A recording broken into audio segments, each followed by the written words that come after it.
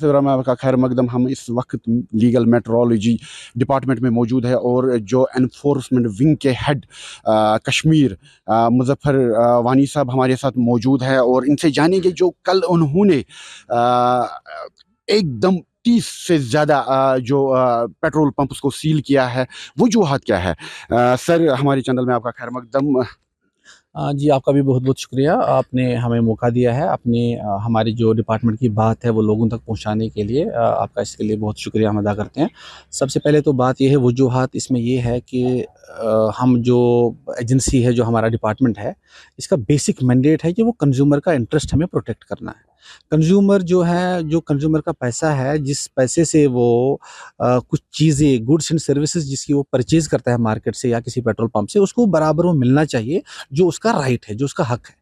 यहाँ पे जो वजूहत यही रही कि जो इनके जो प्रोविजंस है, जो कंज्यूमर को लेके पेट्रोल पंप को फॉलो करने होते हैं, चाहे वो लाइसेंसेस हो, एक एक वेरिफिकेशन सर्टिफिकेट होती है लीगल मेट्रोलॉजी डिपार्टमेंट की तरफ से, जो ये इंश्योर करती है कि ये बराबर पेट्रोल या डीजल डालते हैं गाड़ी में।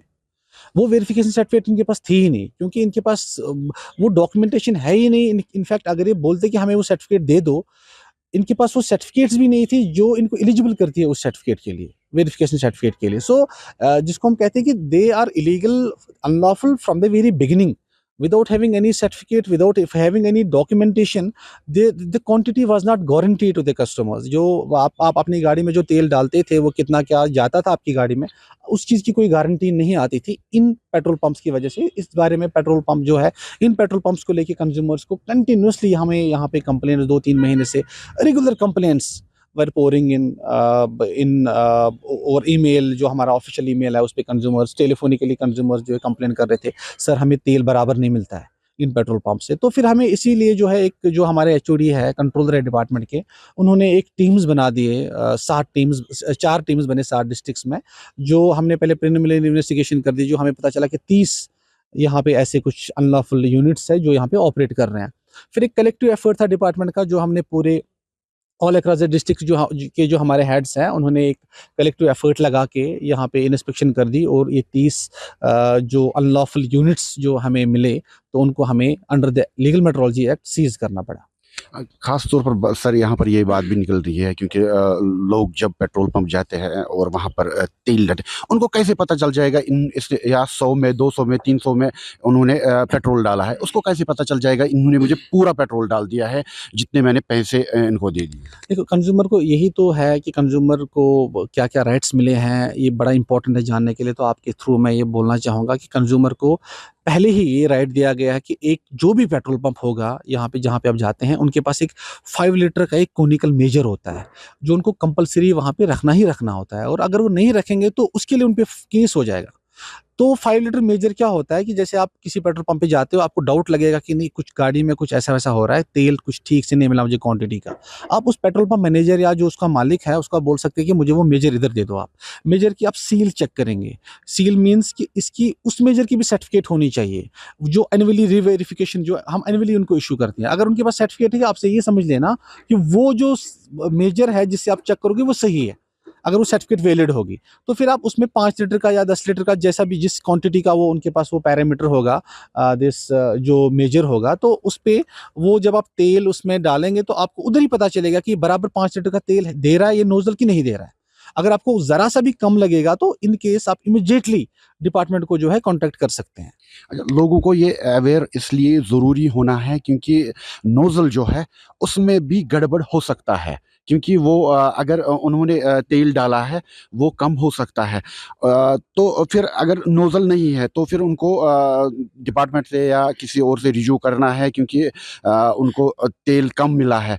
ख़ास तौर पर आपके साथ वो कॉन्टैक्ट कैसे करें? ये सर, सबसे पहले मैं एक आपसे आपके साथ वो शेयर करना चाहूँगा एक ज़रूरी बात। यहाँ पे ना जो कल कार्रवाई हुई है, यहाँ पे कश्मीर वैली में 2 तरह के पेट्रोल पंप्स हमें मिले। एक तरह के वो पेट्रोल पंप्स हैं जो बिल्कुल कंपनी अथॉराइज़्ड है, जिनकी पूरा जिनको एनओसीज़ है, सेफ्टी स्टैंडर्ड्स है, जो पूरे फॉलो करते हैं। Majority of the petrol pumps are those pumps. अब दूसरे कैटेगरी के पेट्रोल पंप जो हम बात कर रहे हैं, वो कुछ ऐसे पेट्रोल पंप्स हैं जिनके पास कोई डॉक्यूमेंटेशन है ही नहीं, कोई एसओपी है ही नहीं, कोई लाइसेंस है ही नहीं, वेरिफिकेशन सर्टिफिकेट है ही नहीं, जिसको चलते कंज्यूमर को वो राइट नहीं मिलता है उसको बराबर जो है without having the proper accuracy. देखिए वो मशीन्स को अपने बलबूते पे ही चेंज कर सकते हैं, रोटेट कर सकते हैं। आपको पता नहीं चलेगा कि उन्होंने 4.5 लीटर का रखा है अंदर से कि ये 3 लीटर का 3 रखा लीटर हुआ है। का। तो उसके लिए एक डिपार्टमेंट जो है लीगल मेट्रोलॉजी डिपार्टमेंट, हमारा डिपार्टमेंट, हमारा यही मैंडेट है कि हमें उसको ईयर टू ईयर बेसिस पे सील लगती है, उस पे तार पूरी उस मॉनिटर पे पूरा जो उसका कंट्रोल सिस्टम अंदर से होता है उस पे पूरा एक सीलिंग प्रोसीजर होता है, पूरा एक स्टैंप लगती है और जो उस चीज़ की गारंटी होती है कि इस पे हमारा स्टैंप एक कोड प्रॉपर लगा हुआ है कि इसको वो नहीं कर सकते हैं मैनिपुलेट इस डिलीवरी को। इतना ही नहीं, इनके एक ओटीपी बेस्ड मैकेनिज्म होता है। जब भी ये कुछ ऐसे रेक्टिफिकेशन करने की कोशिश करेंगे, इसको मैनिपुलेट करने की कोशिश करेंगे, एक ओटीपी जनरेट होता है जो ऑयल मार्केटिंग कंपनीज के इंजीनियर्स के पास जाता है। तो ये इन वाले पेट्रोल पंप्स में जो हमने कल सीज किए, इनमें ऐसा कुछ मैकेनिज्म था ही नहीं। They were not the regular petrol pumps, they were क्या क्या ये कंटिन्यू रहेगा? आपकी जो इन्फॉर्मेस विंग है कश्मीर में कंटिन्यू रहेगा, कंटिन्यू पेट्रोल पंपों पे जाएगी छापा मारने के लिए और देखने के लिए, क्या ये सही? हमारा sir legal metrology department is actually the enforcement department. हमारा continue throughout the year यही काम होता है। तो अगर अगर आप वो अपने लेवल पे भी थोड़ा नेट पे ही सर्फिंग करेंगे, आप देखेंगे कि हमारा काम यही है। फाइन सीजर जो हमारे जो इनहेरेंट पार्ट्स है लीगल मेट्रोलॉजी एक्ट 2009 के, उसमें काम ही यही है। हमारा एनफोर्समेंट पार्ट ही है ड्यूटी ज़्यादा, और हमें जो है इनको सर्टिफिकेशन करनी होती है। रेवेन्यू पार्ट ऐसा होता है कि हमें हर किसी वेट्स एंड मेजर का जो है उसका एक्यूरेसी इंश्योर करनी है कि बराबर तोलता है, ये नोजल बराबर पेट्रोल या डीजल डालती है कि नहीं डालती है।